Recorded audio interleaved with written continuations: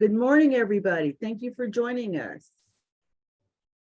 It's 11. Let's give it to 11:01 to give another few people the opportunity to join us.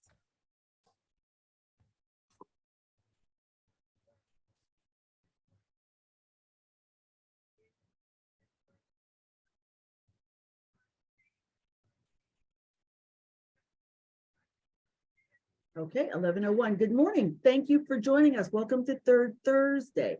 Before we get started, we'd like to just get a few housekeeping issues out of the way. You should have been muted when you came in. If not, if you would mute yourself so that we can make sure that we can all hear. We will be recording the session. We also will have closed captioning turned on for anybody who may need that. Candace, could you somebody turn on closed captioning? We're going to start off with a brief PowerPoint presentation, and then we will go into a Q&A session. We're going to be talking today about permitting residential development projects, home improvement projects, not mansions and condos. So we have an illustrious panel here that'll speak with us today. You're welcome to ask any questions. You can put your questions in the chat if you'd like, or when we get to the Q&A session, you're welcome to raise your hand virtually and using the button there, and then we'll get your questions for you. Now, without further ado, we'd like to start off with the person who is responsible for us gathering every Thursday, as we do for these meetings, Director Melinda Bowling. She is the most motivational and best boss that anybody could ever have, county or otherwise. We really appreciate the focus that she has made on making sure that we remember that we serve you and that we should be available to talk to you about our processes and procedures and answer your questions. So, Director Bowling. Avis, you're always so delightful with my introductions. I truly appreciate it. Good morning, everyone, and thank you for joining today. We're so happy you're joining us on Third Thursday to get more information about our agency and how we're here to help you permit your project. So with that, Avis, I'll turn it back over to you and let the introductions begin. Okay, thank you. Now we have another one of our illustrious leaders, Deputy Director Lamont Hinton. Good morning, everyone. You're so kind, Avis. Thanks again. It's a pleasure to see each and every one of you. The participation for these Third Thursdays grows each and every month. Some of the faces I see multiple months, so I really appreciate that. We have a dedicated staff who's committed to providing knowledge to you in order for you to get some of your home improvement projects underway. So I look forward to all your feedback as we go through the session today. Thank you and have a good rest of your day. Thank you so much. Now we have Deputy Director Dawit Abraham. He is our OG of our two deputy directors. Good morning, everyone. Glad to have you this morning in this third Thursday meeting with the community, and wish you all the best. But I will be here listening to your concerns. Thank you. Thank you so much. Now we have Associate Director Belur Ravi Shankar. Good morning to all of you. I'm Belur Ravi Shankar. I'm the Associate Director for Building Plan Review Division and Permitting and Licensing Division. We perform plan reviews for all types of construction in the Building Plan Review Division, whether it is a deck, a driveway, or a patio, all the way up to brand new construction of any building. And Permitting and Licensing Division processes all types of applications, including use and occupancy application. So if you have any questions, you're most welcome to ask. Thank you. Thank you so much. And we have Assistant Associate Director Crystal Tibbs representing the Enforcement Division. Good morning, everyone. Thank you all for coming. My name again is Crystal Tibbs. I'm with the Enforcement Division of DPIE, and what we are responsible for is property standards, code violations, zoning. We do a little bit of multifamily and vacant. So welcome. We're here to help. So fire away. Have a good day. Thank you. And we have, let's see, from Permitting and Licensing, we have Mr. Clarence Mosley. You'll hear from him later, but if he could just introduce himself quickly. Yes, good morning, everybody, and welcome. I'm Clarence Mosley, Permit Center Manager here, and my team and I, we one of the first faces you're going to see when you're coming to apply for a permit, either online or either in the office. So whatever you have for us, we're ready and welcome again. Thank you. From our licensing team, we have Mr. Sharon Williams. Good morning, everyone. My name is Sharon Williams II. I am the team lead with the licensing center. We deal with the business licensing regarding Prince George's County. There are three of the licenses that we issue. We issue pawn dealer licenses, secondhand dealer licenses, and motor vehicle repair facility licenses. Thank you, everyone, for coming out. Thank you so much. And from the enforcement division, we have senior knows everything about everything. Any question that you ever want to ask, he is always available to respond to it. Donald Green.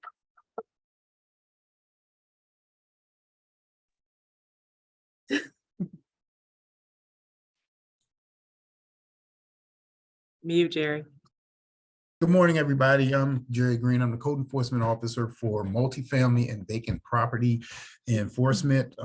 We're basically responsible for the licensing and the code enforcement for multifamily apartments and for the enforcement of the condition of vacant and abandoned properties here in the county.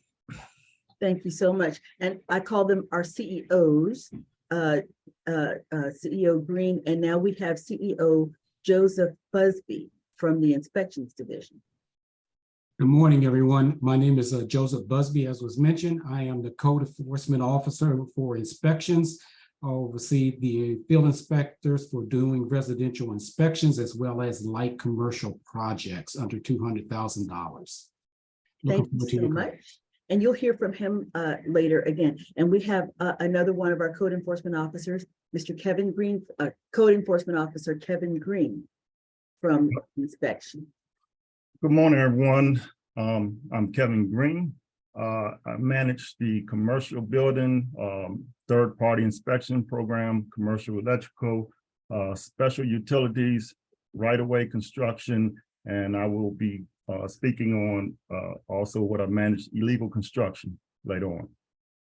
Thank you so much. Now, I'd like to thank our technical crew. I want to make sure that we get everybody here. We have Mr. Ed Hall, who is our camera operator today. We have Miss Candace Taylor.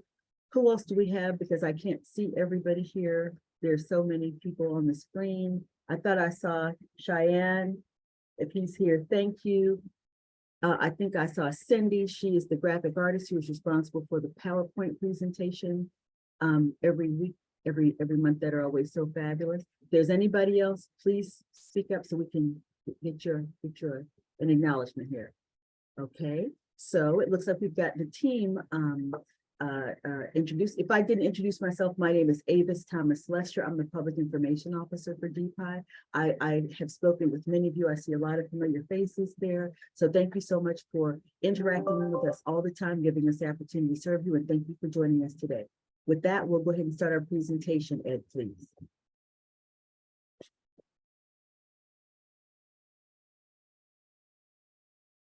Thank you so much. We are gathered here today to talk about permitting your projects. And specifically, we're going to be talking to you about home improvement projects. Next slide, please. This slide, and you'll get this presentation will be posted on our website later today and on our social media. If you don't have the ability to get that, let me know, we can send it to you. You'll get all of the slides in here. We're going to go through some things kind of fast so we can get to the Q&A session, but this first one we always like to highlight for you. This is an opportunity for you to see which divisions are the front-facing divisions in DPIE, and the contact information is there for each of the associate directors. On the left side, you have the contact information, the contact number for our director and deputy directors, as well as a hot link to the DPIE website. Next slide, please. Okay, as I said earlier, we gather here every third Thursday from 11 to 12 to discuss a variety of topics.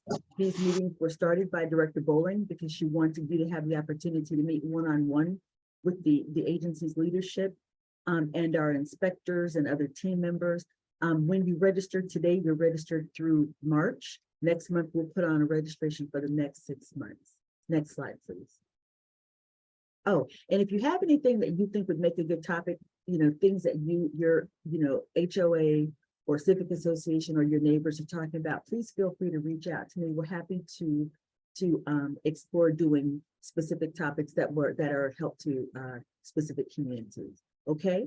This is a fabulous slide. I love this one. Cindy came up with this one with our little castle. Residential construction projects require building permits from DPIE.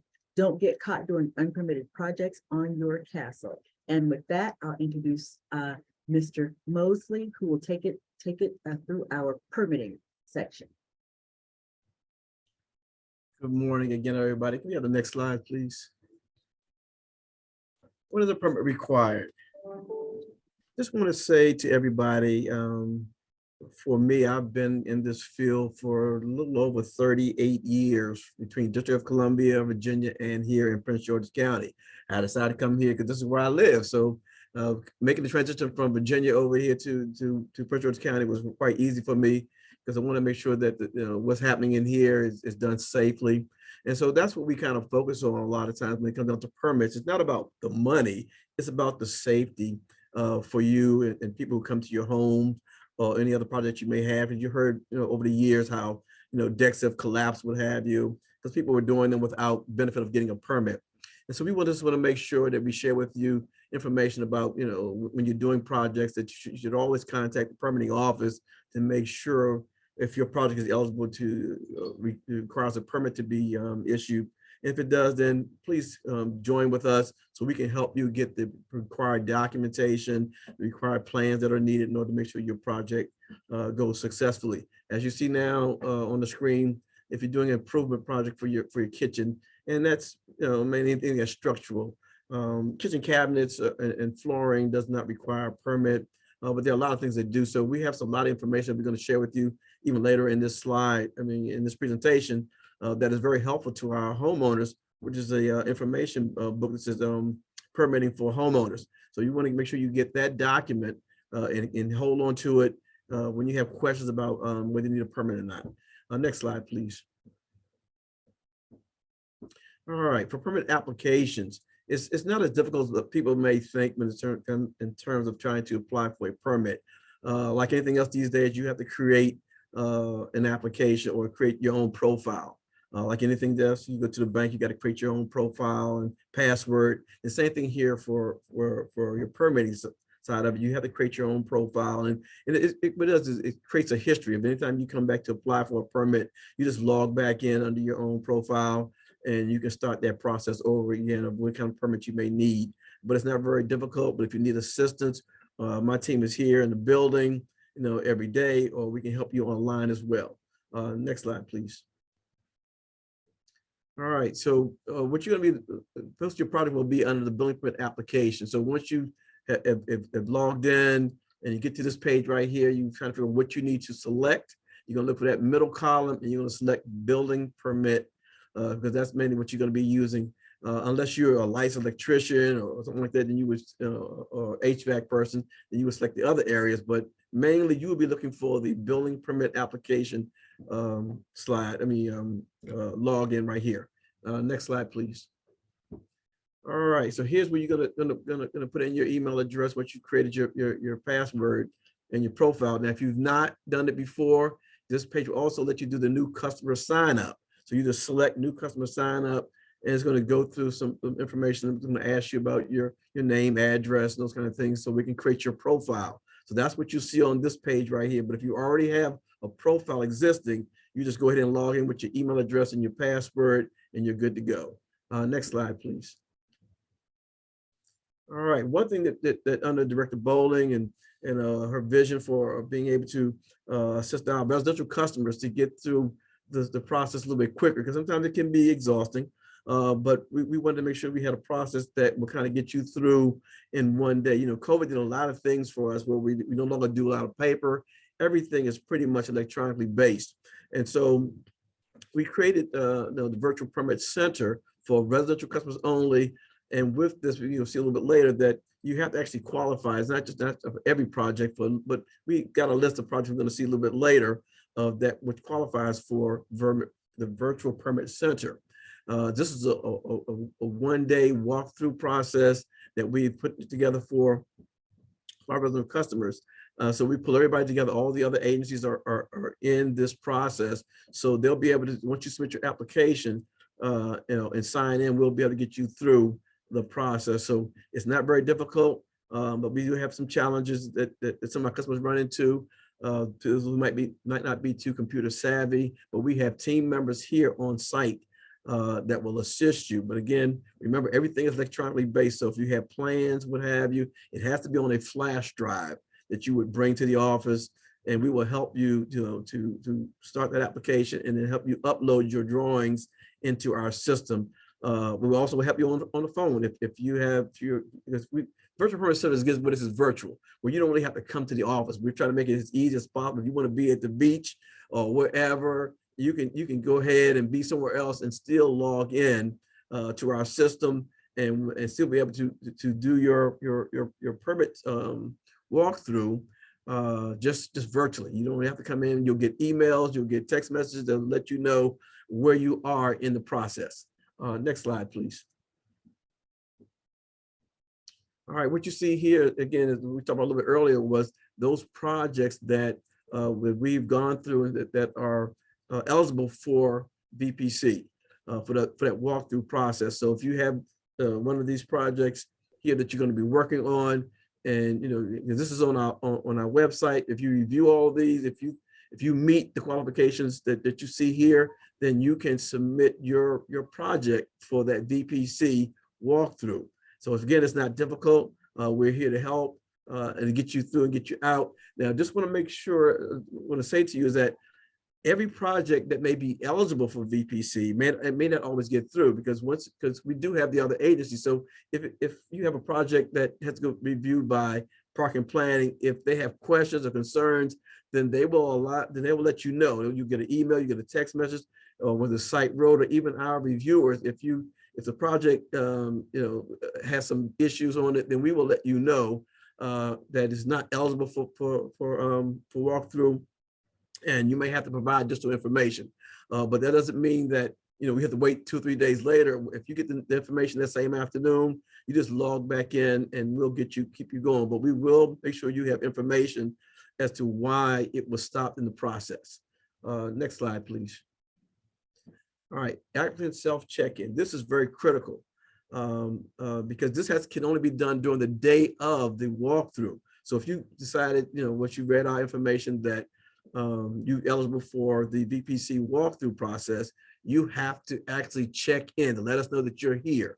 And again, this can be done from anywhere. You can do it from your office. You can do it from your home, from the beach, or what have you. You just make sure you just do this self-check-in. Now, the critical part about this self-check-in that we found is that some people will use maybe a husband and wife team. Well, the husband will fill out the application and he'll use his email address, but then the wife may do the self-check-in and use her email address. Well, that's going to confuse the system. It's not going to talk to each other. So it's critical that when whatever email address you use on the application has to be the same email address that you use when you do the self-check-in. So once you do the self-check-in, and then the system will recognize it, and then we'll distribute your project onto the reviewers. That'll be Park and Planning, Site Road, and even to our internal reviewers. It'll all be done electronically. We have plan coordinators who will help move your project along. And again, along that route, you will get emails, you'll get text messages that you know where you are at each stop, so that you don't have to keep asking, well, where am I, or wondering where you are. The system will provide you, so long as you provide a phone number and a valid email address, which we confirm, then you will get messages from the system. All right, next slide. All right, I think that's where I end at, but everybody please know that we do have a fantastic process. I know sometimes it can be difficult and challenging for some, but we are here to help you. Homeowners, we know that you don't know all the codes, but that's why we're here. And so whatever you need help with, please give us a call, email us at our main office, and we'll try to get back to you as soon as possible. And that's all I have for now, Avis. Thank you. Thank you very much, sir. You see, excellent information, excellent staff, committed, very knowledgeable folks, Henry, just top flight. And we put together a program several months ago called Mastering the DPIE Permit Application Process that goes a little bit more in depth about some of the things that Mr. Mosley spoke about. There's a hot link on the website presentation, or when we email it to you. So please make sure that if you've got a project that you're thinking about, take a look at that, because it'll provide a lot of information. Okay, the next slide, please. Excuse me. Another thing that we encourage you to do here is to always check for permits before you buy. Mr. Mosley could give you 50 reasons why that's a good idea. This information here will provide you, will tell you how you can do that. If there's something that you want a copy of, or some information that you want us to research that you don't want to research, you're welcome to file a Maryland Public Information Act request for it, and we can take care of researching that and emailing it back to you. Next slide. Okay, DPIE is launching a new system for permit applications. The system will launch this month, so we're all excited. Everybody's being trained right now. Everybody's buzzing with enthusiasm because we've got a new electronic toy, a new online process to help us deliver service to you better. I'm not going to go in depth about it, but we've got some information on our website and about how you can go about doing it. So please make sure to access that if you've got a project coming, or something going on right now, can help you figure out how to navigate around the start of that new system. Did anybody want to say anything, add anything to that? Okay, great. Next slide, please. Okay, these are the 5 divisions that we talked about earlier, and each of these touch in some small way on permitting residential home improvement projects. So next slide, please. We talked to Mr. Mosley about permitting and licensing.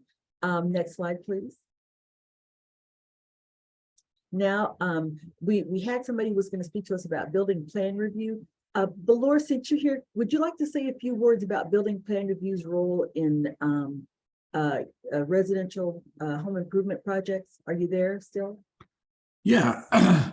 Good morning again. As Mr. Mosley explained the process, how to obtain a permit. Yes, any work you do, whether it is interior construction or exterior construction for your property, single family home, or any other property, you're required to obtain a permit. For single family homes, only structural building and structural section reviews the plan to ensure that it complies to the code requirements in terms of structure. So in terms of other commercial project, we have other disciplines as well: mechanical, electrical, fire, and building structural. They will review the plans for code compliance. We also look code compliance for accessibility, which is the handicap regulations. So single family homes is the straightforward for anything, like if you do interior work, addition of any garage, any shed, any deck, addition to the existing structure, or if you are going to do complete basement finishing, to do any other interior modification. So all of this will be reviewed by our staff in the building plan review division by the building and structural section. If you have any questions, I'll be more than happy to help you with. I'm here. Thank you. Thank you. Next slide, please. Site Road Plan Review Division. Our associate director wasn't here. She gave me a little cheat sheet of things that she wanted me to tell you. She wanted me to say, and I quote, "For residential permits in which a person is applying for permits to modify, expand a house, add patios, a porch, a fence, a garage, a gazebo, a pool, or other such modification, these permits are reviewed by Site Road. Grading and drainage meet code that proposed improvements do not overlap into existing utilities or easements. They check floodplain impacts, and if the limit of disturbance exceeds 5,000 square feet, a separate grading permit is required." So she is unable to be here today, but if you have any questions related to grading, we'll get those to her and then she can have those answered for you. Next slide, please. Now we're going to hear from Code Enforcement Officer Busby, who will talk briefly about inspections involvement in this process? Once again, good morning, everyone. We oversee the inspection process for Prince George's County. This particular slide just goes into helping everybody to appreciate. First of all, I just want to stress the importance of getting inspections. As Mr. Mosley bared out in his opening comments, the safety of your residents is very important to us here in Prince George's County for inspections, to make sure things are done right, done to code, and that nobody is injured because of not having the plans reviewed or the inspections done properly to make sure they are compliant for use within the residents. So we provide oversight for construction development. As it was mentioned here, we provide oversight also through third-party inspection programs that we do for light commercial inspection entities within Prince George's County. We also perform use and occupancies for businesses that are starting up in residential homes, such as daycares. If you're running a business out of your home, a particular type of business out of your home, we do those inspections also. I just want to stress that the inspections are very important to do, and especially when it comes to electrical, mechanical, or sprinkler systems. Those are very specific oriented trade entities that needs to be done by masters who are certified in their trades to pull these permits as well as to complete the work. And they should not be taken lightly as to having that work done. And especially if it's electrical, that should not be taken lightly for any work being done in your house electrically. Fires have started as a result. The service entry cables coming into these residential homes are only rated for so many amperes coming into the home. And if those panel boxes are overloaded, you start to seeing flickering of lights, tripping of breakers all the time. And we receive calls from customers stating that these things are happening. And it's only because electricians came in and did work trying to modify or add into breakers wiring that was not approved, is not approved for that load to be handled within the structure of the home. And eventually it could cause shortages or a fire. So it's very important to make sure that that is done. If there's a sprinkler system in the home and you're modifying your basement to finish the basement off, that sprinkler system was laid out for that open space. So if you are going in and remodifying your basement to making it into a livable, habitable space, that system has to be reconfigured to make sure that the coverage of those sprinkler heads now meet the room sizes that are being done, as well as any enclosures, especially the secondary stairways that are in there. So those are some of the things to keep in mind when it comes to inspections. Next slide, please. The virtual inspections came about because of the COVID-19, and we're kind of proud about this here because it helped not only the homeowners but also the contractors here with virtual inspections. So virtual inspections, however, is a limited entity in which we use as a tool here in Prince George's County. We use it mainly for mechanical inspections for when you're modifying your mechanical systems for existing homes, and also for electrical inspections when you're modifying your system for heavy up for your home. We use virtual inspections, and we use this tool very extensively in those two areas. We use it very limitedly when it comes to other inspections as to framing inspections, and those types of inspection like that. We want to pretty much have eyes on for these inspections here, because those inspections also are structural in nature, and it's kind of hard to see everything that you need to see doing a virtual inspection in this instance. But the virtual inspections have played out, and then there's a procedure in which these inspections has to be completed. Virtual inspections are almost never done with the homeowner. Once again, these permits are pulled by trades. They're very specific in nature as to their application in which these permits are being pulled. And so they have to be done with the trade as far as one of their techs or the representative of the company to have these inspections done. But we still need access to the home from the homeowner. What happens here, it works very well because these inspections can be done by either an evening or afternoon appointment. So if the homeowner had something to do that day that they had to do in that morning, they can still do whatever they needed to do that morning and then have their inspection with the tech representative from the company that afternoon. And so it works very well in that instance, and it also helps out the companies in that instance too. But these are just some of the tools that we utilize as far as doing inspections. If you are not sure as to whether or not your home needs an inspection, please call us. We do have on our website things that are warranted as far as a permit is concerned, but sometimes it's not always there as to whether or not it needs a building inspection and a permit. So please call us. We can walk you through the steps as to whether or not a permit is needed when it comes to most of the things that you're trying to accomplish around your home as projects when it comes to inspections.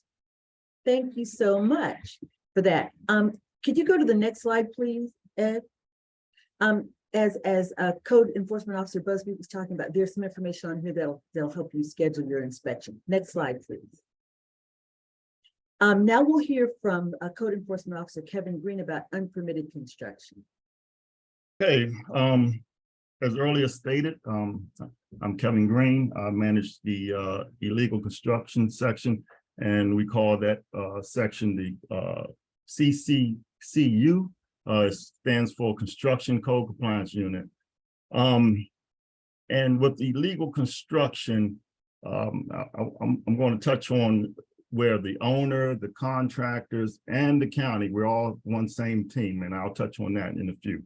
I'm gonna give you a quick overview of the history of the codes. The building code started back in the 1700s. The fire code started back in the 1600s. So where we are with the building codes, they evolved from tragedies. So that's where we are now, as far as with the illegal construction. We're trying to prevent tragedies in anyone's home, property, etc. Prince George's County adopted their first codes in 1978. So if you have a home built before that, doesn't mean your home is unsafe. It just means that we didn't regulate the home building during that time. Someone did, but we didn't. Also, I'm going to touch on the DPIE mission. So the DPIE mission, we promote economic development, and we promote protection and safety for our residents and visitors. So back to the promotion of economic development. When it comes to illegal construction, you don't want shabby construction in your neighborhood or your home, because obviously it's going to ruin your home values, etc. If your neighbor has a raggedy shed that's not permitted and hasn't been built to code, etc. Also, with illegal construction, what happens is we'll get the call from 311 or a phone call or email, and we'll send an inspector out to investigate. If there's finding of illegal construction, we will cite each infraction. So if you did mechanical, electrical, at a driveway, all those infractions are $1,000 fines. So and that will be levied against the homeowner, or it could be levied against the contractor as well. There's an opportunity to hear that case in the administrative hearing unit, which we call the AHU. The person, once they receive that citation, it has the information on the back of how many days, which is 30 days, you have to request a hearing.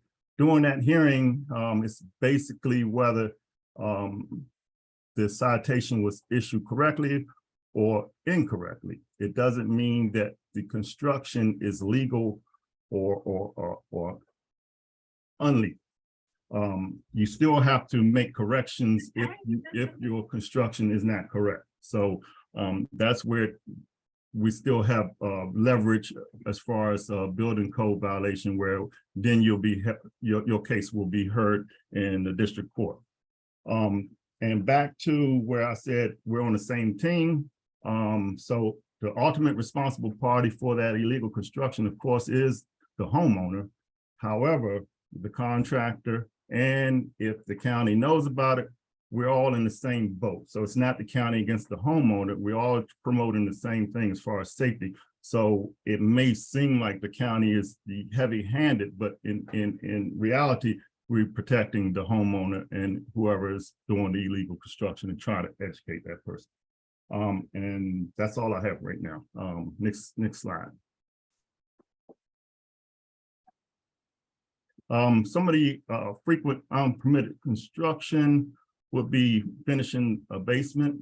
Of course, you know, a lot of times people finish basements, they want to add another bedroom. And as you know, most basements have the little small windows. So a lot of people don't understand that you have to install an egress window that meets code for, a lot of people think it's more so for people to get out, but it's more so for the firefighters to get in and get you. But it does serve dual roles, but it's more important for public safety to get in to retrieve you or your loved ones. Also decks, we touched on decks earlier. Of course, you know, someone built an unsafe deck, you know what can happen if it collapses. And I'm just going to skip through some things here.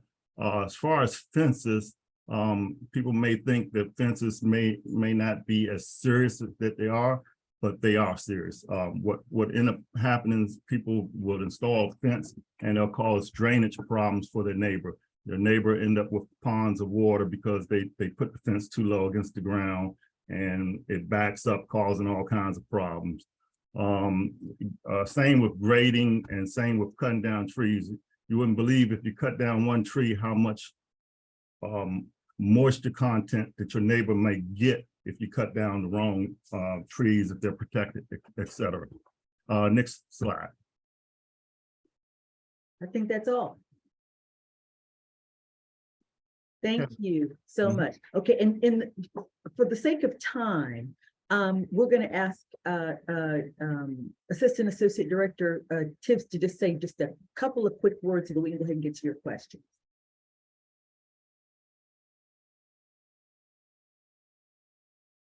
Crystal?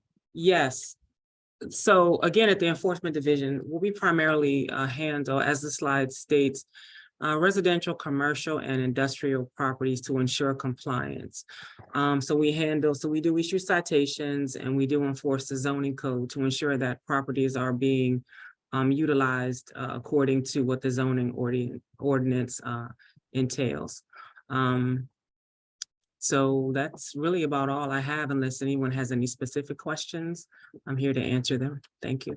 Thank you. Okay, let's run down the chat here real fast. And if you have questions in the audience, I see Ms. Small has her hand raised virtually there. Ms. Joanne, we will put these, put the presentation up immediately. Or if you put your email address in the chat, I'll have somebody send it to you and it'll have those contact numbers on there for you, okay? Thank you. The next one, excuse me, question, if your project includes kitchen renovation, upstairs addition, and screen porch, can I apply for all of this under a single permit? If yes, what selection should be made for the project type when using the online system, Mr. Mosley? I'm sorry, did you read that again, Avis? Sure, it's in the chat. If your project includes kitchen renovation, upstairs addition, or screen porch, can you apply for all of these under a single permit? And if so, what selection should be made for the project type using the online system? Yeah, so you're going to select you can get a building permit application. We will select the case type, which is going to be most like an R permit. But but other than that, you're just going to select the residential. It's a building permit you're going to be selecting, and if there's anything specific that you need for that, please let me know or contact our office. We'll help you with the application. Thank you so much. Let's get Ms. Small in here real fast, and we'll get back to the chat questions. We can't hear you, ma'am. I was saying I was unmuted. Okay. Okay, good morning, everybody. How are you? Good Fine. morning. I'm Good Amy morning. Small, the president of the Radiant Valley Civic Association. And I think that all of your information is absolutely wonderful. But how are we going to get this information? I don't know if this is recorded or something that we can use in a meeting or something, try to get people to understand.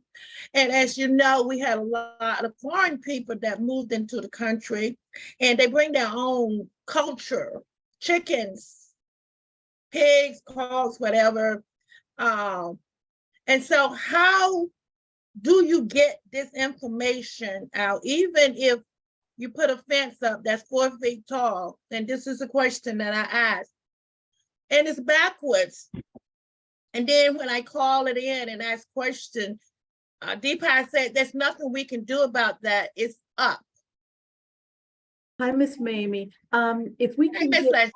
hi there, darling. Okay, we will make sure that this presentation is put online. And as I said earlier, we will email it to anybody. As you know, we encourage the HOAs and the civics and the community leaders like you who are so helpful to us, you know, to disseminate it to your networks. We have it available, many of our presentations in Spanish. We talked this week about starting to translate these into Spanish so that we can make those available. But and there are mechanisms that our Spanish speaking residents use to make sure that they get access to the information. Okay, so I can talk to you offline a little bit more. If you need some specific help over in your area, I can make sure that I get over there or somebody gets over there to help you get the information out. Okay. Avis, also Crystal had her hand up for a second. I thought she was going to add something to it. Sure. Yeah, and Ms. Smalls, if you have some specific addresses, if you could leave them with us in the chat, we'll take care of it. Actually, it's already on the request and they closed the case. That's why I'm having a problem and an issue because it's been closed and nothing's been done. So how do you close something and you don't fix it? Okay. Can you give us the numbers, Ms. Small? Can you in the chat? I'll do it. I'll send you a list of things. Okay. Who do I send to, Miss? You can send it to me. I'm going to put my email Miss address. Davis or Miss Tibbs? You can Tibbs. Miss Tibbs. Okay, please put your information in there because the inspectors are closing the case and it has not been corrected. Thank you, Ms. Small, for bringing that to our attention, ma'am. Thank you. Hey, Miss Bowen. Hey, Ms. Small. I'm waiting for an email from you too. Yes, ma'am. Okay, Mr. Dixon. Good morning. I work for the town of Riverdale Park. I have a bunch of questions. Like the lady just said a few minutes ago, I've been putting complaints in for a bunch of building problems that we're having in town. We have a bunch of chop shops. Today, I had an apartment that made 4 illegal apartments. I've been emailing and I haven't got any response. Is there anyone that can help me? Yes, sir. The wonderful thing about this is you've got Assistant Associate Director Tibbs here, so she can take your question. I'm sorry, can you repeat that? I was actually typing my information in the system for Ms. Smalls. What was your question, sir, again? I'm code enforcement for the town of Riverdale Park. I have a bunch of chop shops in the area. I have illegal basements when we do inspections that are apartments. I went to an apartment, multifamily, where they cut through the building and made 4 illegal apartments. I also use 311, but as Ms. Small says, when you put a complaint in, it closes it right out the same day. Okay, so you said you're code enforcement for Riverdale Park? Yes, I am. So it sounds like you have 2 separate issues. So for chop shops, that's really a police matter, right? That's criminal. So well, no, in terms of running it out of their single family home. Right, but chop stops are still illegal, right? It's still criminal. It's still criminal to alter VINs and things like that on vehicles. So that's a criminal matter. So I would suggest that you direct that part to the police department. We have, yes. Okay. Let me cut you off. What it is that they're also doing auto repair in their homes as well. Right. Okay, I was getting ready to say, so what, let me, if you can send me the addresses, if you have them, my email address is in the chat now. And send those to me, then I'll have our zoning enforcement take a look at it. Thank you. But Okay. can I ask a question to Mr. Dixon before he goes off? How did you gain access into the homes to determine that they were cut up into illegal rentals? Because that's a challenge when we don't have if the property owner has never gone through the process of getting a rental license, we don't have any authority to do any kind of an inspection. So how did you get in there? Well, exactly. With the town of Riverdale Park, we have a rental license that we issue to homeowners who rent out their homes or some families.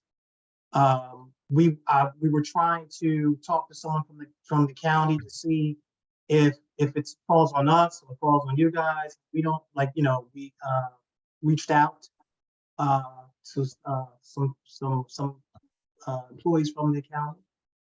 We haven't got a response back. Okay, I just wanted to know because a lot of times we'll have complaints from citizens and or neighborhoods about suspected rooming houses, but we don't have any kind of authority to go into their home because they don't even have a rental license, right? They're just completely doing it allegedly illegally. And so that's why my question, but thank you for that. And we'll follow up, Mr. Dixon. You're welcome. Thank you. Thank you so much. Okay, and Miss Joanne, we will take note of your desire to have us use the word disability as opposed to handicap. Thank you. We have a question from Gloria Bryce. What do I need to do to correct a fence situation on one side of my house? 20 years ago, someone installed it and didn't get a permit. Could you put that address if you have not? I haven't been able to go to the bottom of the chat, but if you could put that address in Miss Bryce and your contact information, we can have someone reach out to you specifically, okay? The recording will be available after the meeting. It'll go up on YouTube later today. Ms. Styler, does the general contractor pull the permit on behalf of the plumber or electrician's work? I answered that one in Okay. writing. So the plumber and the electrician get trade permits, the general contractor gets a building permit, but I did answer that one. Okay, great. Homeowners should be aware of bylaws and declarations before the start of projects. We always encourage everybody to make sure that they abide by their covenants. We don't have the authority to enforce those, but we do ask people to do that.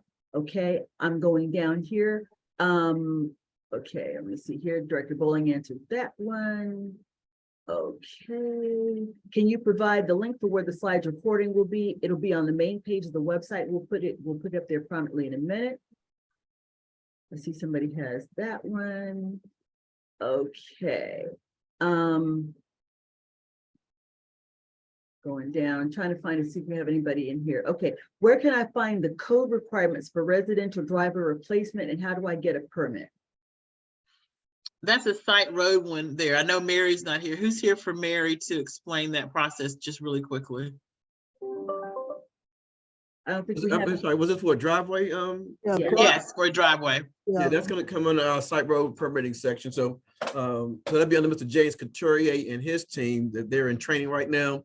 But we can help you here on the first floor with that process of being able to get that application. So if you set your information in the chat, I'll have Mr. Couturier or somebody from his team to respond to you directly. Here's one. Do I have to have a permit to fix something like a patio if it was installed before this entity oversaw permitting? Yes. Say that again. You said it so quickly, Ava. Sorry about that. Do you have to get a permit to fix something like a patio if it was installed prior to this entity overseeing permitting? And that answer would be yes. Because we don't go back in terms of codes. We look at the current code. So we don't know just what condition your deck or patio may be in. So if it's something that's really in disrepair, we would recommend and highly advise you to reach out to this office to help you get what you need in terms of permitting and plans to repair your deck or your patio. Here's another one. What if the property we begin work at has already had work done that was not permitted? Are we still able to obtain a permit to get the residents in compliance? Avis, I answered that in the chat as well. Could you say it out loud? That people like us to do them out loud too. Yeah, you can get a permit. If the work has been already concealed, what you would need would be a Maryland registered engineer, and that engineer will have to come out. They may have to open up walls, cut holes in the walls, etc., just to see how the construction was done, see what type of wiring was used, whether the electrical wiring was used, the proper wiring was used, and open up the boxes to see whether they were connected properly. So yes, you can get a permit, but you still would need an inspection by independent Maryland registered engineer, and that's at a cost of whatever their cost is. Okay, and let's take one more from the chat, and then we'll get to the questions online. Is there an online permit tutorial that we can use? I'm not sure if somebody answered that. Is there an online permit tutorial that we can use, Mr. Mosley? Yes, matter of fact, I'm doing it right now. But yeah, I think they were asking about the E-plan. So we do have that on there. Matter of fact, it's easy. If you go to the county actually website and in the search engine, just type in E-plan. It'll bring you right to the E-plan page. It has all the information and tutorials.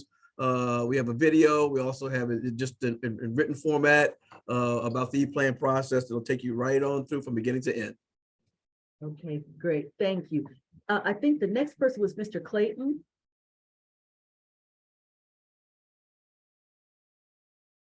Hello, everyone. Can you hear me all right? Yes. Hi, my name is Jason Clayton. I'm the president of the Carroll Highlands Neighborhood Association. I was on a call last night with Wanika Fisher, and she also echoed some of our concerns that some of the folks on the call today are talking about, where we are utilizing 311 in its various forms, whether that be the app, the online service, or calling somebody in, calling into the service, and we are not getting the appropriate level of service. We've had numerous instances where we will issue various calls for service, and either they will go for months where they're not addressed, or they'll be closed out almost the same day or in a matter of days. And that, for where we are in Ms. Fisher's District 2 or Senator Augustine's District 47B. And in our neighborhood, we feel that we are living in filth. We have been submitting requests for years now and not seeing the appropriate level of service.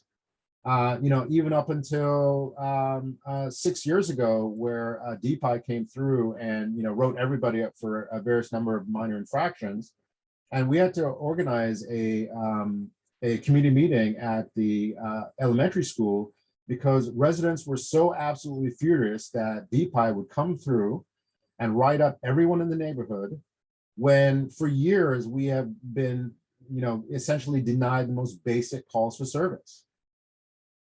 Well, Mr. Clayton, thank you for that feedback. It is Clayton, correct? I'm sorry. It is Clayton, yes. Okay, yeah, thank you, sir. Thank you for that feedback. We've been actively working to partner with the new council members, including Councilmember Fisher. We've done at least 3 to 4 walkthroughs in that neighborhood. We were instrumental after getting information from her in a heartfelt conversation about the parking issues, and that's why you saw those orange cones, like over 400 orange cones. Education went out. We've also issued violations. So we are here to help. We are looking at different ways to redeploy in the various districts around the county. Deputy Director Lamont Hinton, working with Assistant Associate Director Crystal Tibbs, has been implementing a new strategy. One of the challenges we have, which you've touched on, is the integration between when our inspectors write notes in our system and it integrates with the 311 to report back to the original complainant, and it closes it out immediately. We hope that that has been remedied, and we look to see more improvement as we go along. We've also worked with our staff to make sure that our notes, our pictures reflect what we've seen when we've gone on the inspection to document or confirm what the complaint was. But I'll turn it over to Deputy Director Hinton to remark more on what his plans are going forth to address all of these complaints that you're bringing up. Thank you, Director Bolden. Hi, Mr. Clayton, regarding your comments. We have, as Director Bolden said, we have literally met almost 3 times in the last 6 months with Delegate Fisher or Councilmember Fisher and her staff We recently we're actually planning something now in that neighborhood. I'm willing to definitely talk offline to resolve, to work through your outstanding service requests. We do understand your comments, and I'm sympathetic to your comments. So one of the first assignments that we had was back in October, I think October 31st, where we walked the neighborhood, almost 500 homes. My staff and we issued the citations, picked up cones.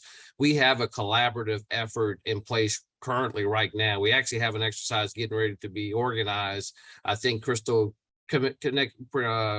comment, I think it's early March. Am I correct, Crystal? Yeah, it's the latter part of March. And in addition to that, there's a community comprehensive survey that's happening at the same time. So, like the director said, we are in a collaborative effort with DPWNT as well as the police department. When we were there, we were actually just there a few weeks ago, again, to check back in on the cones. And then back just the month before that, the latter part of January, we collected over 500 cones from the neighborhood in collaboration again with the police department and DPWNT. So we have been very active. In Carolyn Heights, we just had one of our inspectors attend your meeting. I think you had a meeting a few weeks ago. So we have been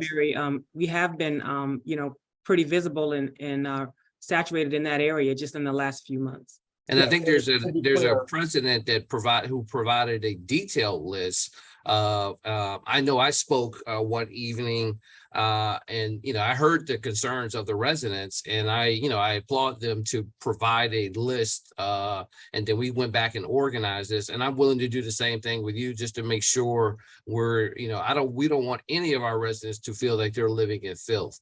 Like I said, we walked the community. I saw chickens. I saw there were just numerous unpermitted construction that was going on.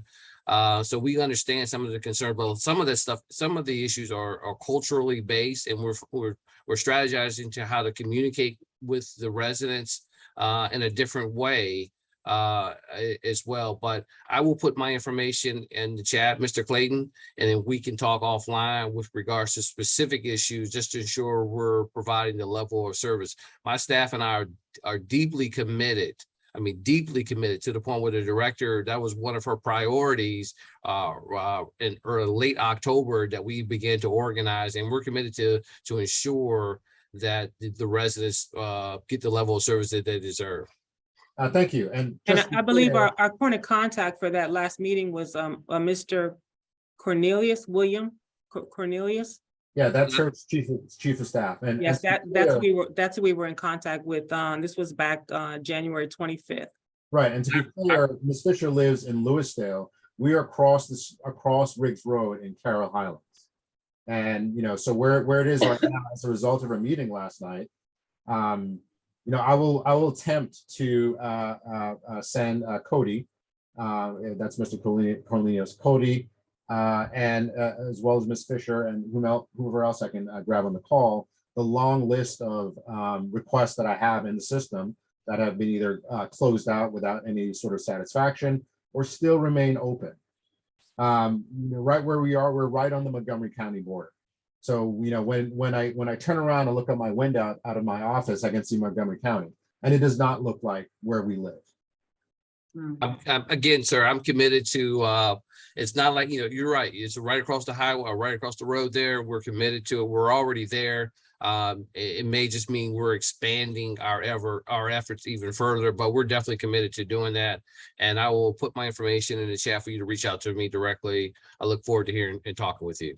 Yeah, I appreciate it, because again, a lot of residents are coming to me, and they've essentially lost faith in DPIE and the 311 system. Like no one bothers to go through that system anymore because of perceptions of the lengthy amount of time that it takes to actually get a request satisfactorily resolved. Whether that be contractors that are dumping, they work off site someplace else, and they just leave their garbage or trash out front of their house where they live, or what have you. And we have not really seen any sort of presence out here. And and it's just the basic litter stuff. I'm not even talking about any of the other things. I mean, when I go and I talk with the county executive, You know, she tells us that there's a litter task force to clean up the county, but I don't see any evidence of that, and I've not seen any evidence of that. So I will reach out to you by email, and let's see if we can get that resolved, because that's an ongoing thing. And you know, you look on the call here, you see a lot of nodding heads, because a lot of people on this call, residents and leaders, we've been seeing the same thing for a long time now. Thank you, sir. I think the next one was, I'm not sure if it was Miss Queen or Miss Kim. We're going to go over and make sure we get you both responded to, okay? Miss Queen? Okay, thank you so very much. Good evening, good afternoon to everybody.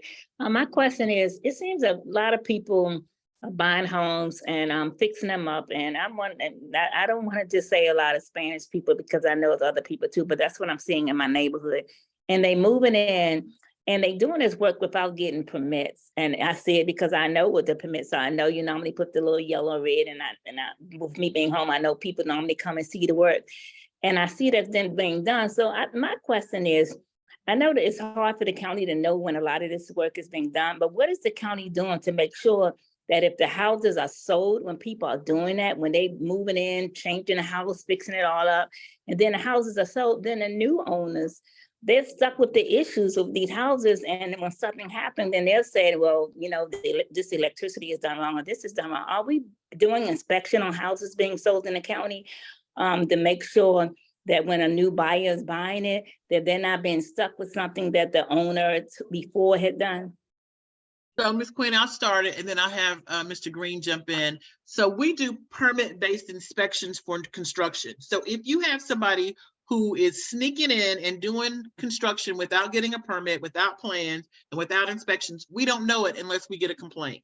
We get a complaint, Mr. Green sends over one of his inspectors, they put a stop work order, they issue fines. But if we don't get a complaint and we didn't know about it, then the property can be sold. We have a education component out so that anybody who's buying in the county can come to the agency and request information for what permits have been pulled, what inspections have been occurred, and what has passed and what has failed. But again, we have to know it to be able to alert a future buyer of that. Mr. Green, did you want to add anything? Yeah. We do get those 311 complaints, but not to add any excuses, etc. But you know, when you look at public safety as far as police response, our numbers as far as inspectors are way lower than that. I have 3 inspectors for 500 square foot of county, and 3 for the utility inspections. So we do get a lot of those complaints. We get to them, believe it or not, we get to them within probably about 48 hours or so. And of course, if they don't allow us in, they have their 4th Amendment right, where we can't come in and verify. We try our best. We ask the neighbor for help to see what we can see, if we can see it over their fence, etc. So there's a lot of different ways we go about. And answer the question about the home being sold. Once we know about it, or once we'll use tools such as the internet. We'll look on the real estate listing. We'll get our pictures from inside the house from the real estate listing, and based on that, that's our evidence. And we issue what we call an I code, which places a lien against the property. Now that's not always. They don't always work, but a lot of times they do. Sometimes the house sale go through regardless. Also in our subtitle 4 of the building code, 4-117 at the bottom, it is the owner's responsibility to notify the purchaser of any illegal work, basically. So there are tools, but unfortunately, you know, the wheels of justice are very slow, and we do go after these people. But like I said, the wheels of justice are very slow. With COVID-19, it's slowed it down way more. So we do have them in the pipeline, and if you have that information, just forward it to us as well. And if it's double, if we have the information twice, 3 times, 4 times, we'll know we got it. Just give us the exact address, and we can kind of match it up with that.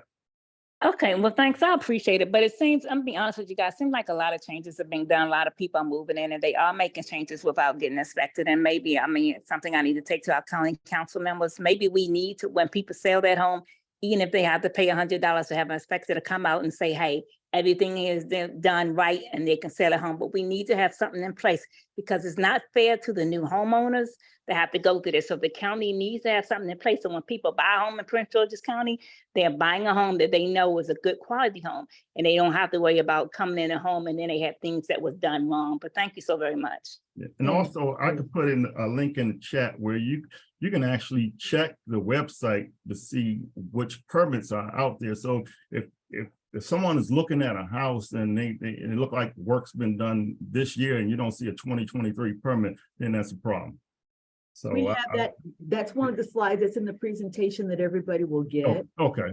Ms. Queen, I can send you some information because Director alluded to our Verify Before You Buy program that she started last year.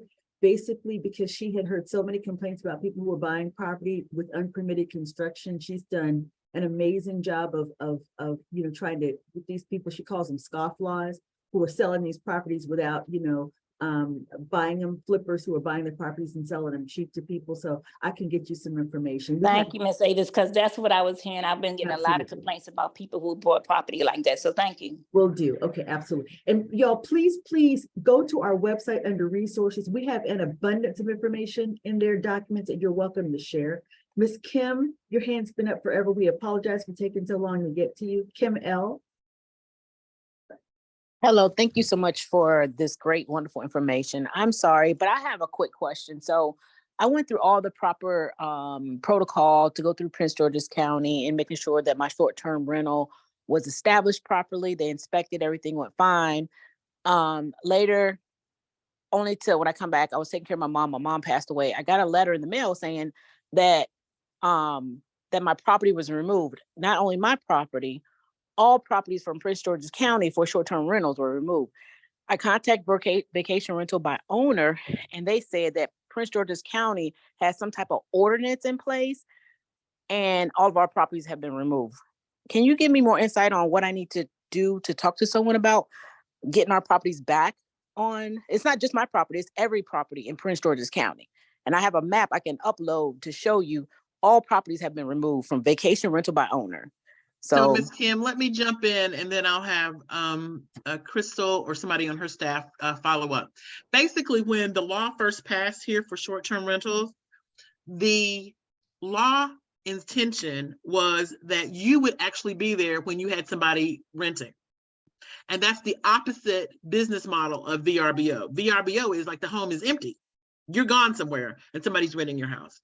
And so that's what the challenge was. And that's why VRBO left the jurisdiction.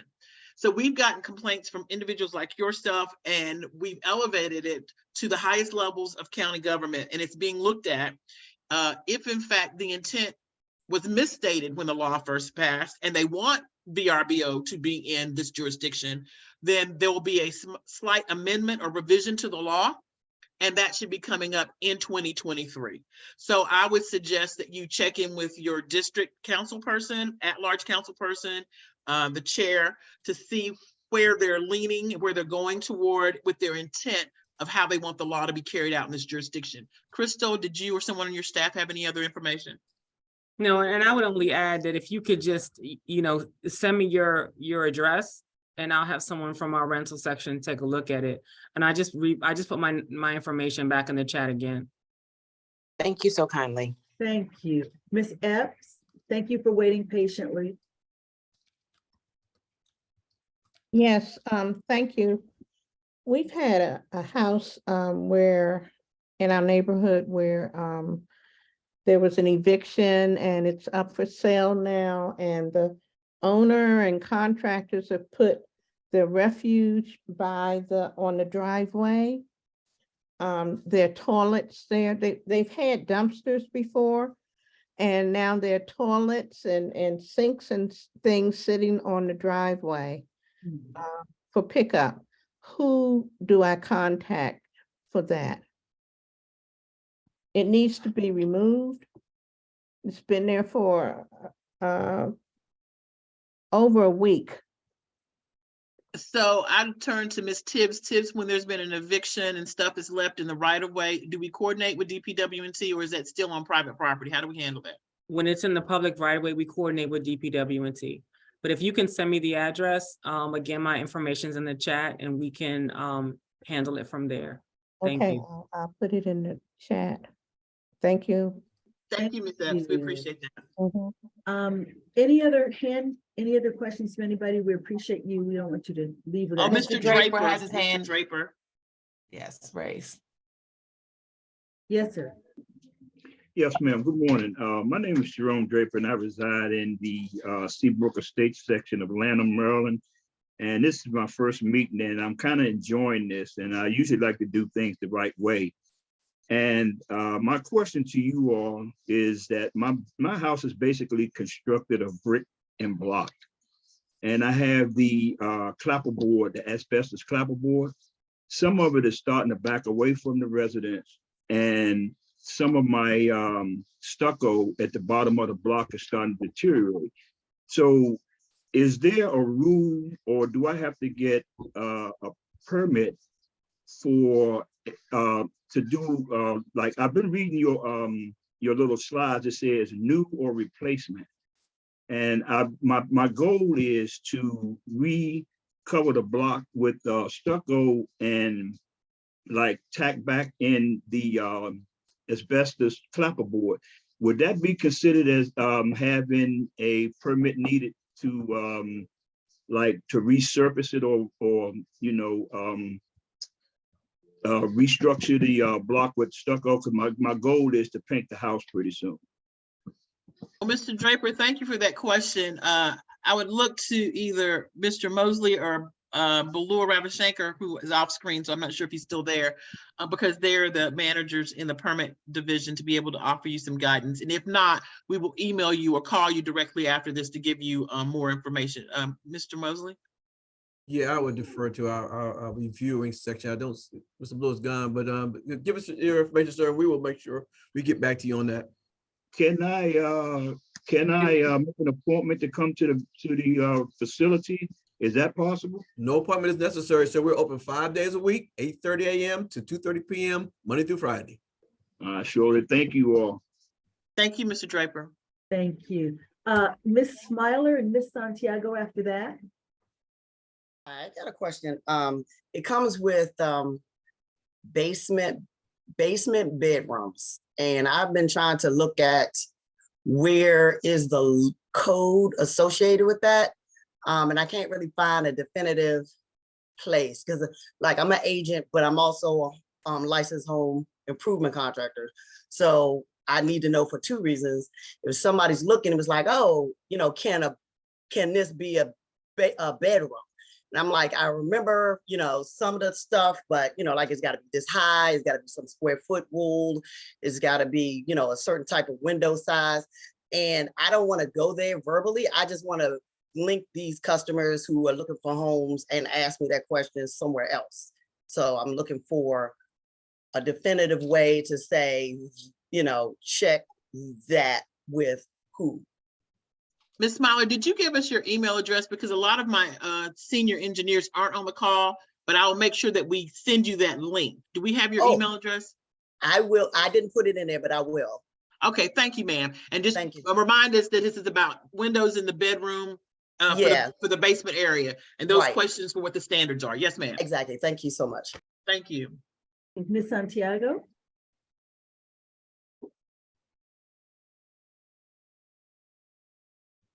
I saw you mentioned in the chat, Ms. Santiago, while you mic up, we'll make sure that we get this presentation for you in Spanish posted within a week on the website. Are you still there? Vanessa Santiago?